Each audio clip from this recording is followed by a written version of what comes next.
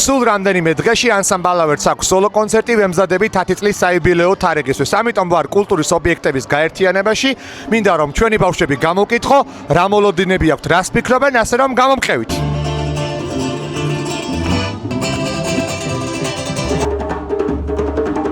გოგონებო, რა არის ის მთავარი დავალება, რაც კონცერტამდე აუცილებლად უნდა გამოასწოროთ? ალბათ გრიმი. ალბათ საკვები გვაქვს გასაცდელი. მარიტა, ერთი წინადადებით ამიღწერე, როგორ იქნება სოლო კონცერტი 20 ივნის. ჩემი აზრით საუკეთესო სოლო კონცერტი გვექნება.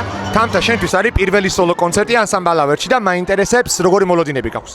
ცოტა ნერვიულობ და ბედნიერი ვარ. მათე, ვინ არის ის ერთი ადამიანი, ვინც გინდა რომ კონცერტის დაწყებამდე გიგულ შემატკივროს? მშობლები. შენი აზრით დარბაზში მყოფ მაყურებელს რომელიც ეკვა მოეწონება ყველაზე მეტად? ფარიკაობა.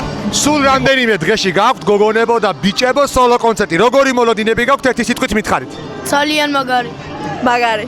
სამბედნიერი ვარ. მიხარია. ძალიან კარგი. ძალიან კარგი. შვენიერი. ლაშა, როგორც გვიან დაბრუნებულს როგორი მოლოდინები გაქვს? ძალიან მაგრეს. რატომ? იმიტომ რომ დარწმუნებული ვარ ჩემი ანსამბლი მზად არის და მეც მზად ვარ რომ მაგრად ვიცეკოთ და ვანახოთ ხალხს ჩვენი. რამდენი წლის იუბილე შეგისრულდათ? 10.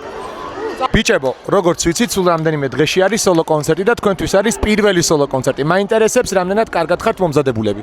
არ ნერვიულობ და არ ნერვიულობ რა. მე ძალიან კარგად ვარ მომზადებული, არც ნერვიულობ და პირიქით მიხარია.